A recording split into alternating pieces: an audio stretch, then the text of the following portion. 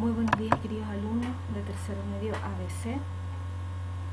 En esta oportunidad vamos a ver los elementos del género narrativo.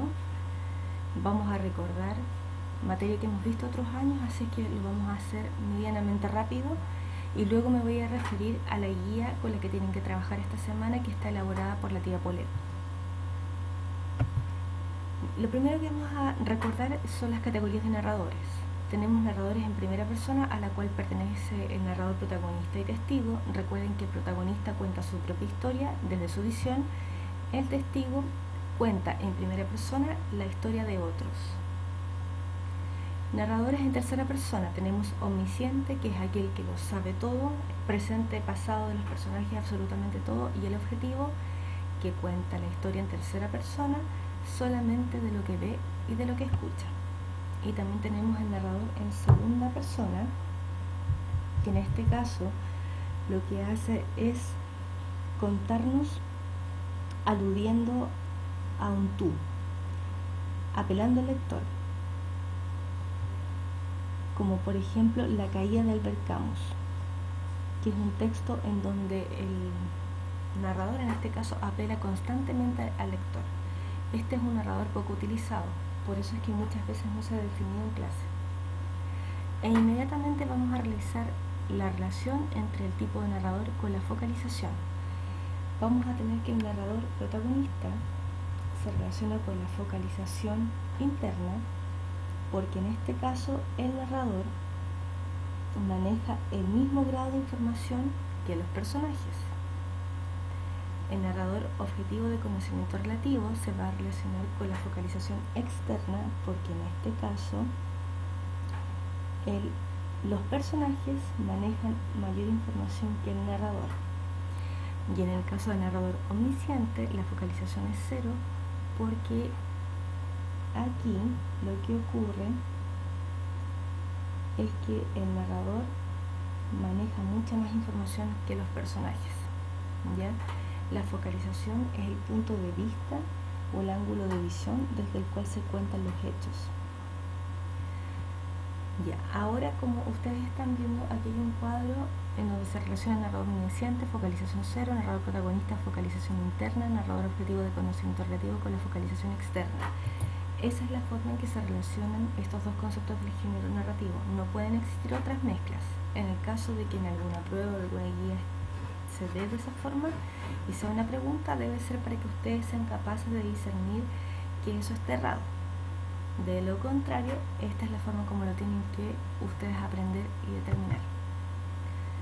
Los tipos de personajes según su importancia en el acontecer. Vamos a tener protagonista y antagonista.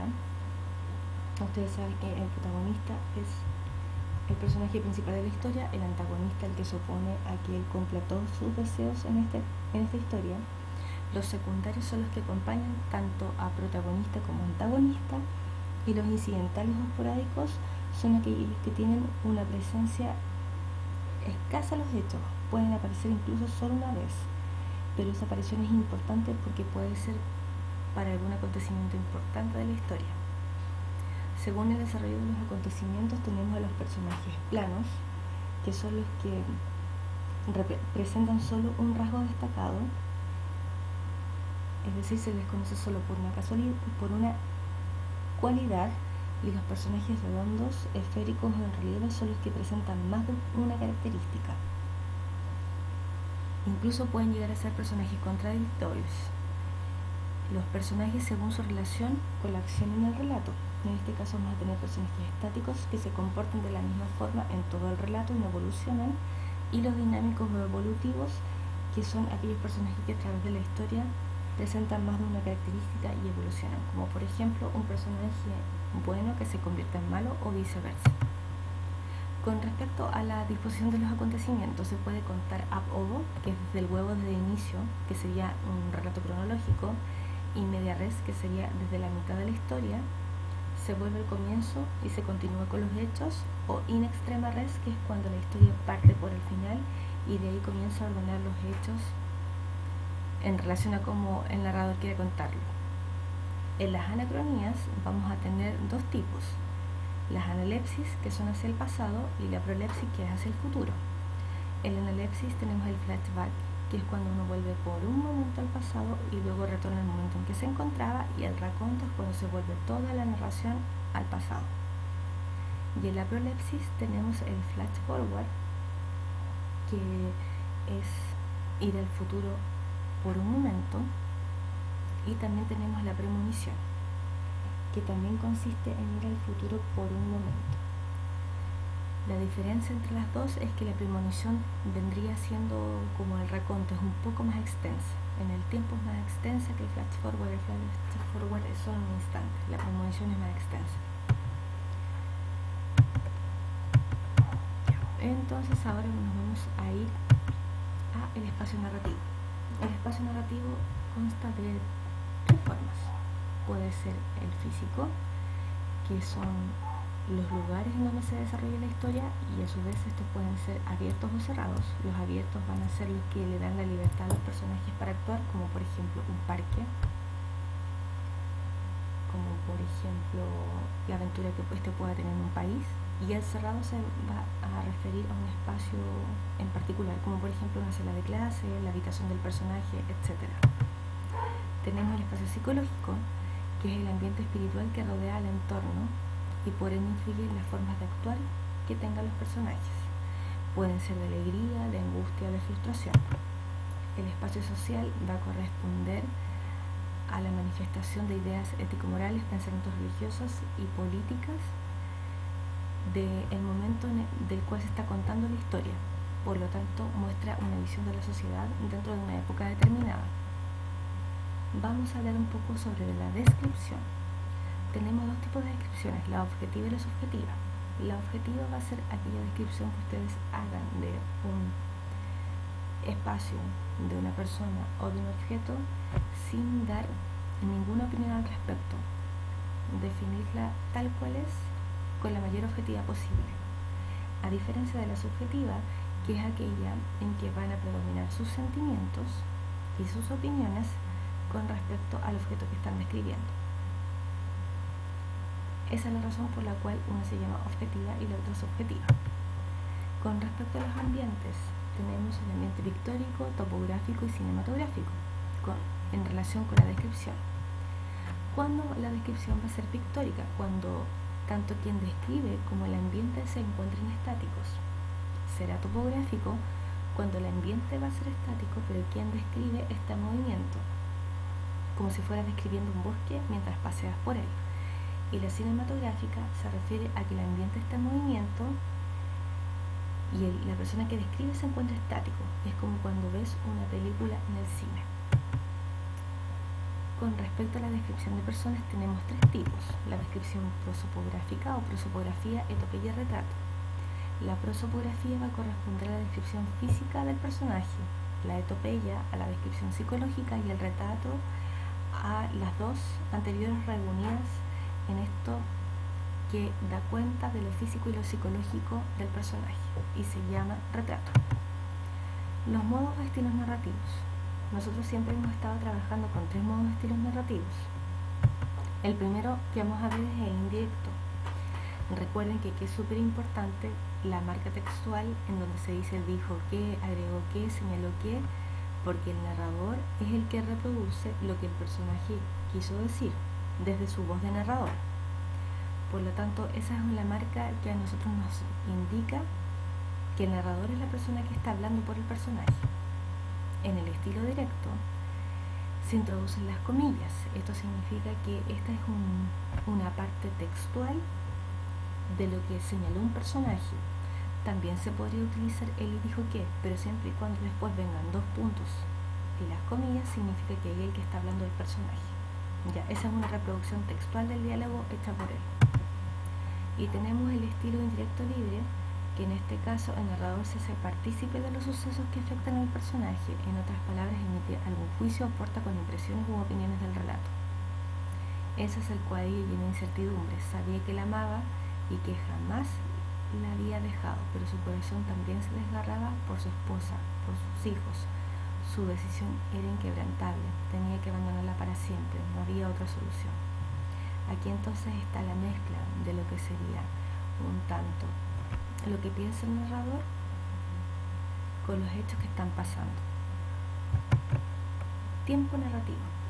Antes hablamos de cómo se contaba la historia y de las anacronías. Aquí lo que vamos a hablar es con respecto al tiempo narrativo. Tenemos 3 tipos de tiempo. El primero se llama tiempo de la historia. El tiempo de la historia corresponde a las acciones contadas bajo la lógica de la causa y efecto. Corresponden a todos los relatos que tienen que ver con los cuentos infantiles, por ejemplo, en donde ustedes no tienen que hacer, no tienen para qué ordenarla, sino que simplemente la leen y la comprenden tal cual, porque está lineal. Eso está contado ab ovo, además. En cambio, en el tiempo del relato, que es la disposición artística de los acontecimientos, lo que ocurre es que aquí se rompe la lógica de causa y efecto y existe un orden distinto a los acontecimientos. Vamos a ver un ejemplo más adelante y lo van a comprender, que está acá, que es la narración del cuento de Caperucita. En el tiempo del relato sería de la siguiente forma: un cazador mató a un lobo y liberó a una niña y a su abuela que se encontraban en el estómago del animal. Nada de esto hubiese pasado si Caperucita hubiese hecho caso a las advertencias de su madre.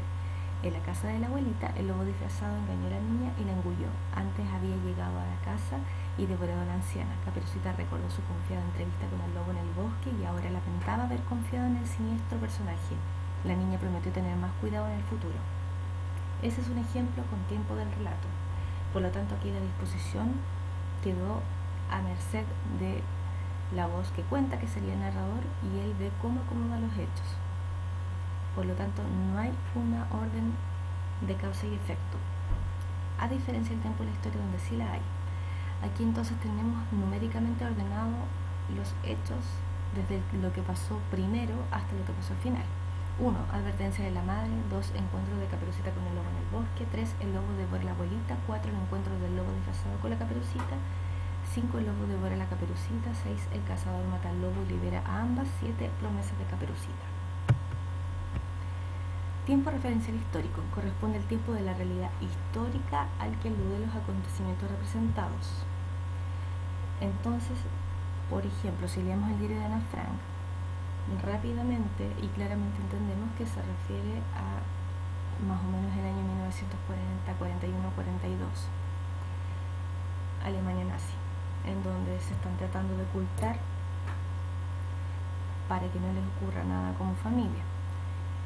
Entonces, además de hacer referencia al tiempo de la narración, también hay textos que pueden hacer referencia al tiempo en el que se produce el texto. Y para eso se da cuenta de gustos, costumbres, forma de vida de la época. Ya, queridos alumnos, voy a dejar planteada hasta esta diapositiva, que es lo de los tipos de mundo. Esto lo vamos a ver la próxima semana. Ya, por ahora me interesaba mucho en poder recordarles todos los elementos de género narrativo para que ustedes puedan realizar la guía que elaboró la tía Paulette en el trabajo conjunto que estamos haciendo, y van a tener que leer este texto que se llama Restos del Carnaval, de Clarice Lispector. Este texto tiene un par de preguntas que se las voy a manifestar en un momento. Dice: ¿cuáles son los restos del carnaval a los que alude el título del cuento? Relee el siguiente fragmento y responde. ¿Qué sentimientos embarga el recuerdo de la protagonista? ¿Cuál es la imagen que tiene de su infancia? ¿Cómo es esa imagen de la infancia afecta el tono de lo que luego recuerda? La historia acontece principalmente en 2 espacios: la casa de la protagonista y las calles. ¿Dónde se desarrolla el carnaval? ¿Qué ideas o emociones asocia la protagonista en estos espacios? ¿Qué debates se producen en el interior de la protagonista durante el carnaval? ¿En qué partes del relato se menciona la rosa y con qué sentido? ¿Qué simboliza la rosa en el relato? Y finalmente leer el último párrafo del cuento y qué significado tiene para la vida adulta de la protagonista el carnaval que recuerda.